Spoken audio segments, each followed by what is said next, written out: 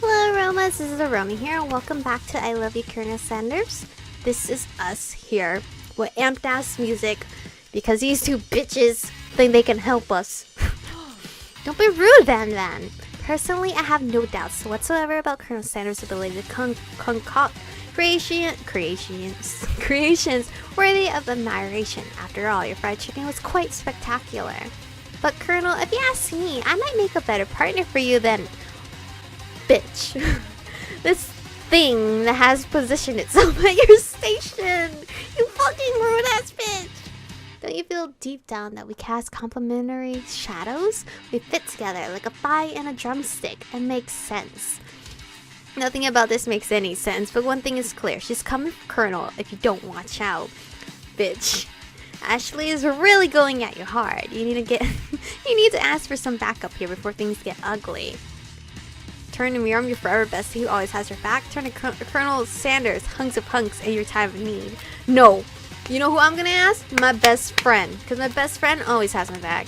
Turn to Miriam as soon as you find her. She senses it and looks back. This girl's friend in need radar is second to none. She immediately comes running over. Is somebody threatening my friend? I will destroy them. I actually think that Ashley and Vanda were just leaving you in the dust. My skill. What the fuck? I probably said that completely wrong. My skills as a chef, perhaps, but stepping away from this competition, you're sorely mistaken. Miriam, you're a loyal friend, but Michiko is my partner for today's activity. What? Are you mad at him, Mikio? You look for Sprinkles in hopes that he might step in, but he's nowhere to be found. Darn those cute corgis and their short but sturdy stature. You look down at your station and realize that in the tension of the moment, your hands have been cooking on autopilot. Distracted by the drama, you've already crushed the boiled potatoes into a perfectly creamy mashed texture, with plenty of butter and cream for flavor. It's as if your natural passion guided your third steps you know so well while your attention was elsewhere. I know just what to do. Okay. I mean, at least my girl Miriam knows I'm still her best friend and I still need her, always. Colonel Sanders extends his hand. He's holding a beautiful white porcelain gravy boat, out of which pours a smooth brown gravy, smothering your nearly finished potato dish. Oh, that looks so good. That's like one of the best things I love at KFC. Hands down, their mashed potatoes. I know Popeye's mashed potatoes is more like seasonings and stuff, but I love me an OG, just plain mashed potatoes with gravy, okay? I don't need the little bits and stuff that Popeye's has. It's good once in a while. Gravy flows down the mound of mashed potatoes. The result looks spectacular. Granny would be very proud. Oh, Colonel Sanders holds a spork out to you. You reach out and grab for it, but he doesn't immediately let go. The two of you stand holding the same spork, and for that small moment, all the madness and pressure in this crazy world stops. Your eyes lock. The moment is electric. Time stands still. If you let something, set it free. What does that have to do with mashed potatoes? Together, you dig the utensil into the mashed potatoes and lift the heaping sporkful up. And when you see Ashley with a sinister look, you know she's plotting against you to be with Colonel Sanders. Wait, what? And then, filled with rage and without thinking, you fling the sporkful of mashed potatoes right into Ashley's stupid, beautiful face. Van, do something! Scooping up a fingerful of Van's... Wait, she was rooting for me? I don't understand. Van tastes the dripping mashed potato and gravy and realizes that it's delicious. Horrified by this revelation, he slinks away. Will he ever be able to cook something with so much love and integrity? Hold it right there, Michiko. We do not waste... God damn it, you look at it. You look over here when it's me flinging food. Come on, fam. In the broom cooking arena. Colonel Sanders, I expect better from you. If you throw one more spoonful, you both better be prepared to eat it from wherever it lands. Can I has potato faces? Potato's face? Van rushes back over, a covered dish in his hands. He looks cool. Oh, wow. What is that? Mashed potatoes with gravy. Pathetic. In just a few minutes, I prepared a full meal. Gaze upon my specialty. Braised tentacle of octopus in my silky saltwater sauce. Played on a battle axe forged by my supreme chef ancestors. So edgy. That looks really good though. You've ignored me for too long. That ends now. It is I who will have first bite, and you will look on with envy. The interrupting student rushes at Van and swipes a bite of his signature dish right off the plate. No, don't! Something about this dish doesn't strike my nose quite right. I think the octopus was rushed and may have turned in the process. The result could be toxic. Too late, it has been eaten. I think I left something in the oven. I don't feel so good. It killed... it killed him. Everyone step back. Don't take another bite. When you look back at the plate, the rest of it is gone. You notice the tip of the tentacle being slipped up in Pop's mouth. Pop winces in pain for just a moment, then is almost immediately back to his oblivious self. Oopsie! Tastes like poison! The entire class is gathered to watch Pop's final moments. Shock has frozen the whole crowd. They are as motionless as statues.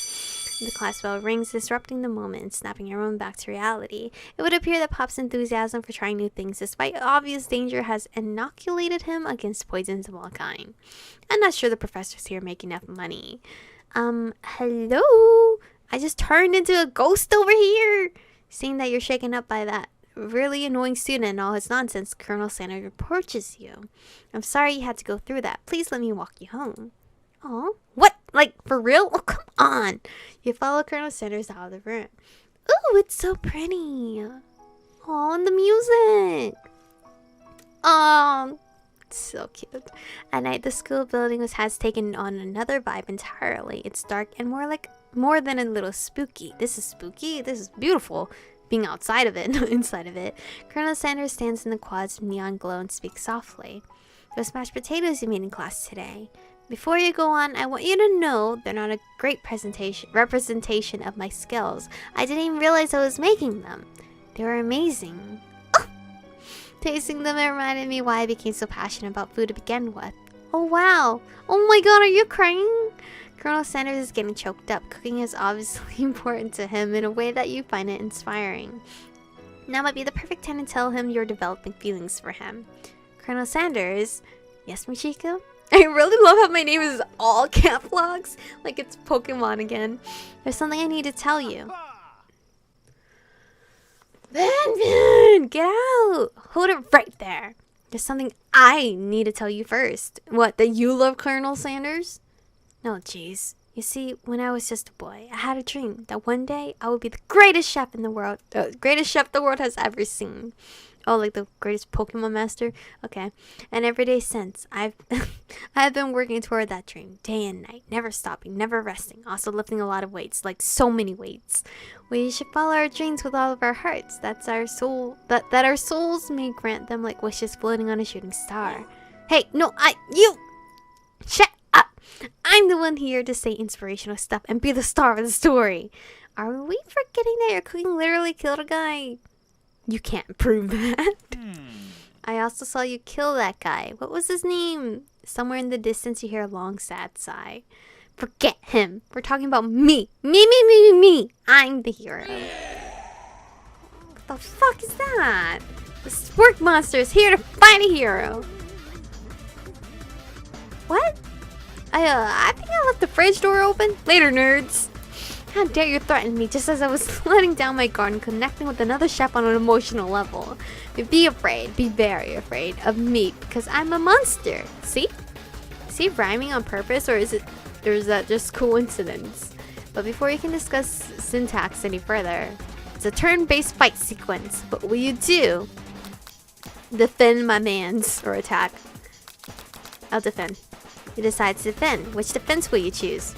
What the fuck is this? Trepidation. Close your eyes tight, but then open one just enough to squint and see the Spork Monster across the battlefield. For some reason, this makes you feel more prepared for what comes next. Spork Monster goes on the attack. They spit hot gravy at you. Oh, I'm gonna get burned so hard. You took 1 damage. Fat lot of good that defense did. Alright, we'll attack now. You decide to go on the attack. Cook with love. Chow down.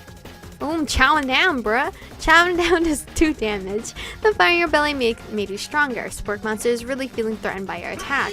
Spork Monster focuses their mash mind and draws in energy from Mother Earth itself. They grow larger and more intimidating. How will you respond?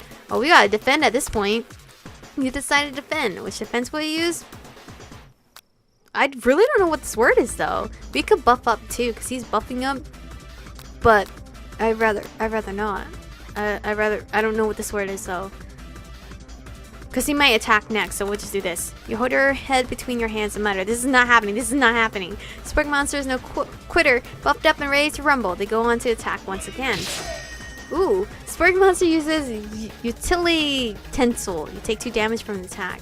If you take much more damage, you're not going to survive the battle. Oh fuck. You decided to go on the attack. Cook with love, I guess. That's 1 damage. Oh shit. Spark Monster is eating cheese sauce onto the lawn of the quad. I wonder who is going to have to clean that up. Feeling vulnerable, Spark Monster prepares for its ultimate attack, Rounded Edge. Vile villain, your reign of terror stops here. Colonel Sanders summons the energy of 1,000 chickens. Oh. Okay. Okay, just bust his chest out. Popeye Power Pinch. Popeye Power Pinch does 10 damage. Spark Monster is defeated. You saved me. An injured... Oh.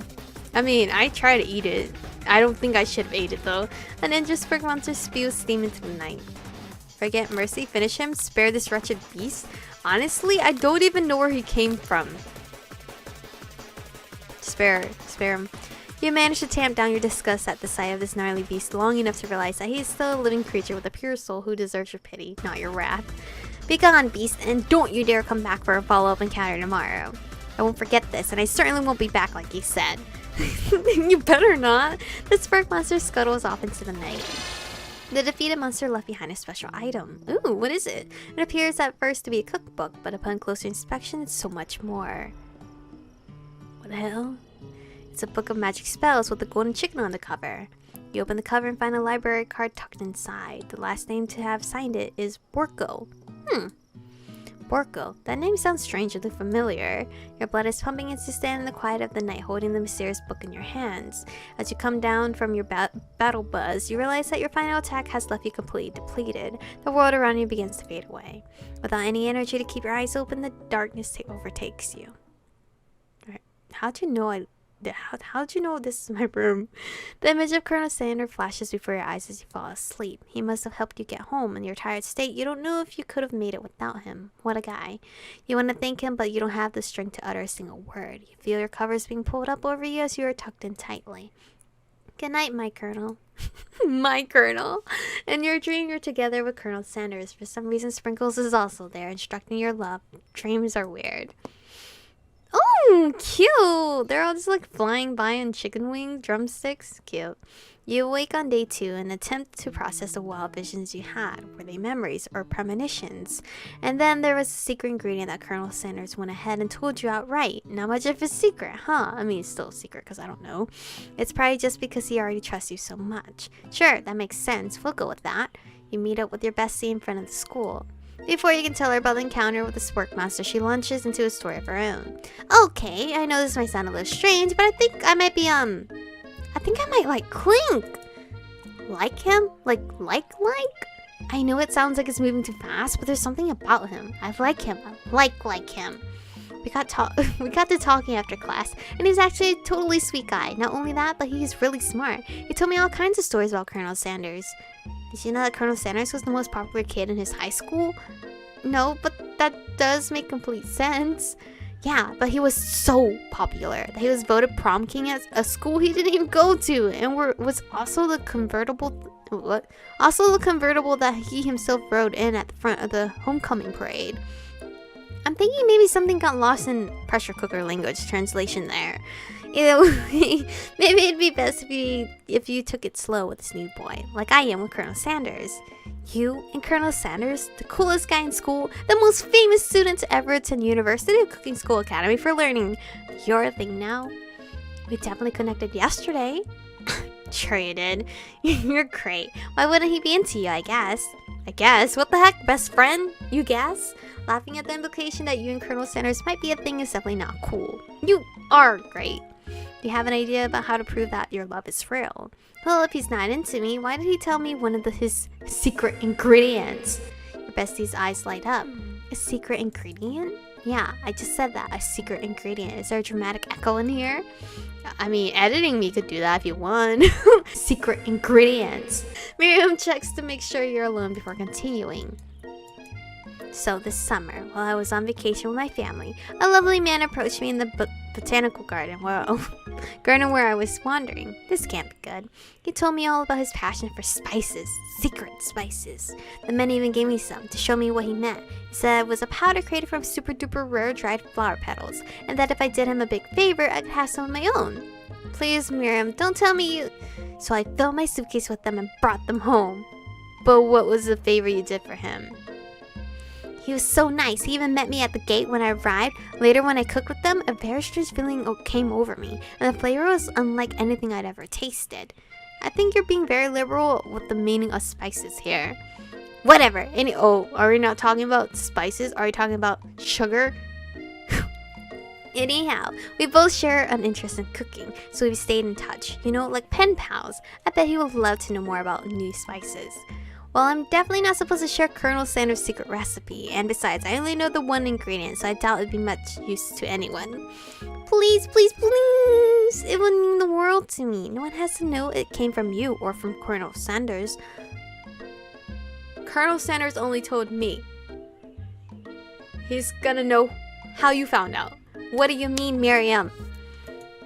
What do you think? Should you protect Colonel Sanders' secret or share it with your bestie? No. I will not share it with my bestie. Sorry, bestie, I love you, but he entrusted me with this, and I don't know if he told anybody else. So if I told someone, he'll know I told them. Anyway, this is where I'm gonna stop. I'm gonna obviously choose to make up a fake ingredient, just because, you know, gotta stay loyal to the mans, but also gotta balance my friendship with my girl. But she also didn't tell me what her spices was, so I'm not gonna tell her. Colonel Sanders spice. Anyway, thank you guys for watching today's episode. Stay beautiful, and I'll see you guys in the next one.